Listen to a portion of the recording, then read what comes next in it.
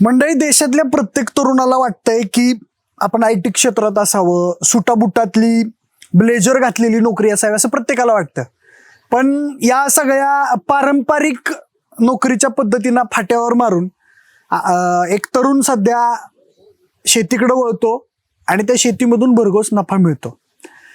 ही त्या तरुणाची गोष्ट आहे ज्या तरुणानं वयाच्या 25व्या वर्षी आज शेतीमधले एक प्रगतिशील शेतकरी म्हणून आज संगमनेर तालुक्यामध्ये त्याचं नाव होतंय.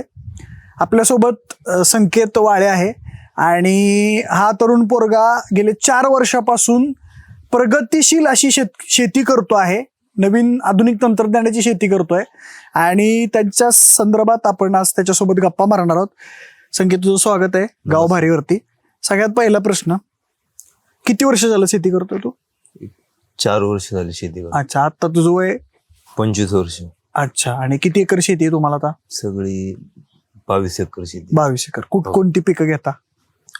प्रामुख्याने ऊस घेतो मोठ्या प्रमाणात. मोठ्या प्रमाणात. बाकी कॉलीफ्लॉवर, ब्रोकोली असे पीक घेतो. आंतरपीक ऊसामध्ये एक शेड नेट मध्ये कॅप्सिकम घेतो. अरे वा. कुकुंबर घेतो. ही पिकं आहेत? हो आहेत. अच्छा, आता किती एकर ऊस आहे तुमचा सध्या? आता ऊस गळीताला ऊस 7 एकर आहे. लागवड 2 एकर आहे. अरे वा. अच्छा, आणि आता या भागामध्ये बऱ्यापैकी तुमचं ऊसाचं उत्पन्न चांगलं असतंय. काय किती साधारण आता किती टन तुमचं? एक साधारणतः एकरी 85चं ऍव्हरेज पडलं मला आता गेलेल्या ऊसांमध्ये. या भागामध्ये सहसा तेवढं उत्पन्न बघायला मिळत नाही. नाही, एक 65 ते 70 ऍव्हरेजली. हा, तुम्ही काय असं इतरांपेक्षा काय वेगळ्या गोष्टी केल्या ज्यामुळे तुम्हाला हे उत्पन्न मिळालं? शेतीची मशागत चांगली करायची, भेसळ डोस चांगले वापरायचे आणि थोड्या प्रमाणात खतांचा वापर करायचा. एकखटी जास्त प्रमाणात करायचं नाही. ऍव्हरेज मग बाकीचे वेगवेगळ्या प्रकारच्या किटा वापरतो रासायनिक खतामध्ये. शेणखताचा वापर मोठ्या प्रमाणात असतो आपला. आता तुम्ही म्हणला की तुम्ही शेडनेट मध्ये कॅप्सिकमचं उत्पन्न घेताय. हो. तर त्याचं कसं नियोजन करताय सध्या? तेच मशागतच चांगली करून घ्यायची राहते शेडनेट मध्ये. ते बुरशीचं प्रमाण जास्त आहे. अच्छा. त्यामुळे त्याला भेसळ डोसच पहिले भरून घेतो. नंतर ड्रिपद्वारे लिक्विड खतांचा वापर असतो चांगल्या प्रमाणात.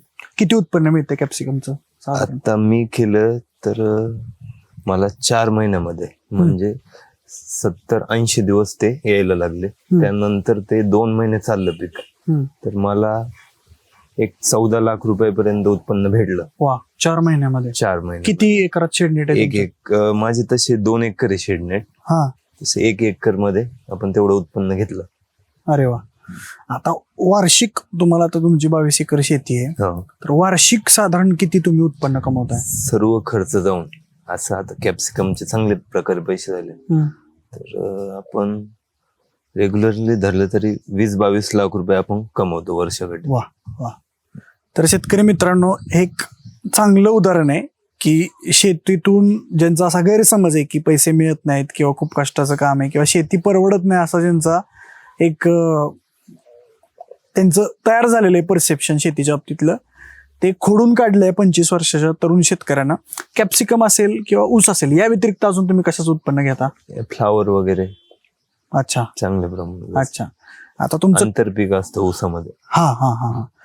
तरुणांना काय सांगणं आहे तुमचं? तर या भागामध्ये बरेच शेतकरी आम्हाला सांगतात की तुम्हीच एक बऱ्यापैकी असे तरुण आहे, तुमचे बंधू पण BSc ऍग्री झाले आहेत, तुमचं कृषी सेवा केंद्र आहे, बरोबर ना? हो, बरोबर. तर तरुणांना काय सांगाल की त्यांनी का आलं पाहिजे शेतीकडं? नोकरी करून 20-25 हजार मध्ये काय होत नाही. घराचं रेंटच असतो 10,000.